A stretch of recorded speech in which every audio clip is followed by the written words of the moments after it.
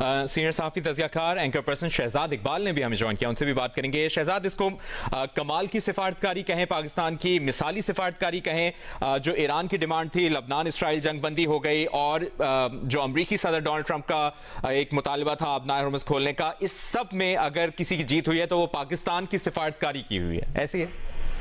बहुत बड़ी मेरे ख्याल से पेशरफ्त है कि ईरान की तरफ से ऐलान कर दिया गया है कि स्ट्रेट ऑफ हॉर्मुज़ को कमर्शियल जहाजों के लिए अब खोल दिया जाएगा, क्योंकि इस पेशरफ्त से तो वाज़ेह तौर पे ये नजर आता है कि दोनों फरीकैन यानी कि अमेरिका और ईरान जो है वो मुकम्मल जंगबंदी की तरफ बढ़ना चाहते हैं। और ये खबर उस दिन के बाद आई है जब कल हमने ये देखा कि इसराइल और लेबनान के दरमियान जो है वो एक 10 दिन का सीज फायर हो गया। उसका क्रेडिट भी अमेरिकी सदर डोनाल्ड ट्रंप ने आके लिया कि 10 दिन की सीज फायर उन्होंने दोनों ममालिक के दरमियान करवा दी, जिसको वो कहते हैं कि ये 10वीं जंग उन्होंने रुकवाई है। तो ये ऑब्वियसली ईरान की डिमांड थी कि अगर एक मुस्तकिल जंगबंदी की तरफ कोई मुआहदा होगा तो उसमें हमारे जो इत्तेहादी हैं वो भी शामिल होंगे, यानी कि हिजबुल्लाह के खिलाफ कार्रवाई हो रही है इसराइल की तरफ लबनान में, उसको रोका जाएगा। तो कल अमेरिका ने जो है एक सालिस का किरदार अदा करते हुए इसराइल और लबनान की जंगबंदी करवाई, सीज फायर करवाई है, एक आर्जी सीज फायर। कल वो पेशरफ्त हुई और आज बिल्कुल ऐसा ही लगता है कि उसके जवाब में ईरान ने भी जो है वो एक कदम आगे लिया है और ईरान ने जो है स्ट्रेट ऑफ हॉर्मुज़ खोलने का ऐलान किया है, जिससे ऑब्वियसली आलमी जो मार्केट है उसमें तो बड़ा असर आएगा। तेल की कीमतें मुमकिन तौर पर नीचे आएंगी। स्टॉक मार्केट तो खैर अब वीकेंड आ गया है, लेकिन अमेरिकन की मार्केट में इसका असर देखा जा सकता है। बाकी मार्केट्स में शायद इसका फौरी तौर पर असर नहीं होगा क्योंकि वीकेंड है, लेकिन तजारती हवाले से भी ये एक अहम खबर है और मेरे ख्याल से ये इस चीज की निशानदेही करती है कि दोनों फरीकैन जो डिमांड थी उस पर एक एक कदम आगे बढ़े हैं। सीज फायर हो गया लबनान में और यहाँ स्ट्रेट ऑफ हॉर्मुज़ खुल गया, तो एक ही जो स्टिकिंग पॉइंट रह गया है और गालिबन वही अब सबसे जो है इंपॉर्टेंट नुकता होगा कि यूरेनियम इनरिचमेंट के हवाले से क्या डील होती है। क्योंकि जिस दिन से आपने देखा है कि इस्लामाबाद टॉक्स हुए, उसके बाद से अमेरिकी सदर हो, दूसरे ऑफिशियल्स हो या ईरानी साइड से जो बात हुई है वो इनरिचमेंट के हवाले से ही हो रही है। सारी आलमी खबरें, पाकिस्तानी मीडिया में खबरें इनरिचमेंट के हवाले से ही हो रही है कि इस पर अब फैसला होना है। तो बाकी जो स्टिकिंग पॉइंट्स थे उस पर पेशरफ्त काफी है, बहुत ज्यादा है, मुस्बत है।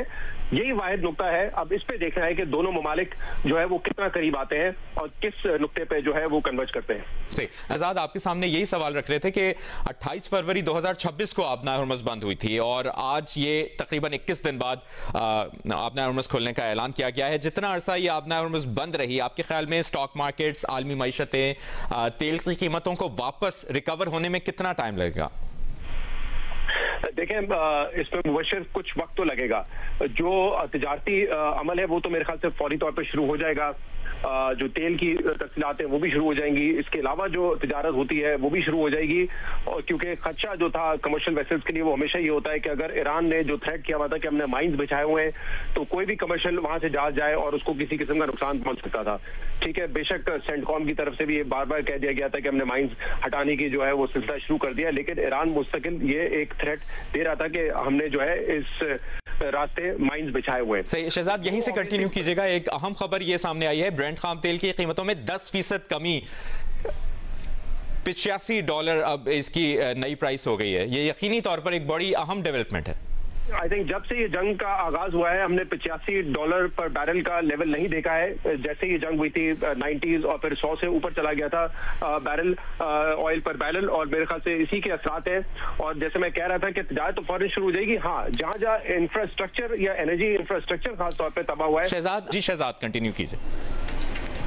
जी, मेरे ख्याल से जैसे हम बात कर रहे थे कि ये जंग बंदी के हवाले से बहुत ही मुस्बत पेशरफ्त है और ओवरऑल पाकिस्तान नहीं दुनिया भर की आवाम के लिए बड़ी मुस्बत पेशरफ्त है, क्योंकि जो ऑयल प्राइसेस इंक्रीज हुई थी उससे चाहे यूएस डायरेक्टली अफेक्ट ना होता हो स्ट्रेट ऑफ हॉर्मुज़ से, लेकिन फिर भी तेल की कीमत वहां पे बढ़ रही थी, यूरोपियन कंट्रीज में बढ़ रही थी, इवन खलीजी ममालिक में जो है इसका प्रेशर महसूस किया जा रहा था। पाकिस्तान में आपने देखा कि जो पेट्रोल की कीमतें हैं जंग शुरू होने से पहले और अब तकरीबन $100 का फर्क है, डीजल में भी इतना फर्क है। तो ये मेरे ख्याल से आवाम के लिए भी सुख का सांस होगा कि अब इंटरनेशनल मार्केट में जब ऑयल की प्राइसेस नीचे आएंगी तो उसका इम्पैक्ट आप डोमेस्टिक मार्केट में भी देखेंगे। और इस पूरे सिचुएशन में जो हम पॉजिटिव पेशरफ्त देख रहे हैं, पाकिस्तान का किरदार नहीं भुलाया जा सकता। अभी भी आप देखें, शहबाज शरीफ वजीर आजम पाकिस्तान जो है वो पहले कतर और सऊदी अरब के दौरे पे थे, आज तुर्की पहुंचे हैं। Field marshal Asim Munir Iran के दौरे पर है। और पाकिस्तान ने इन दोनों ममालिक को, अमेरिका जो कि अप्रिशिएट कर रहा है पाकिस्तान की एफर्ट्स, ईरान भी पाकिस्तान की एफर्ट्स को अप्रिशिएट कर रहा है। तो जिन नुकात पे इस वक्त आप देख रहे हैं कि एक इत्तेफाक हो रहा है, उस इत्तेफाक वाले नुक्ते पे लाने में पाकिस्तान ने जो है बड़ा अहम किरदार अदा किया है।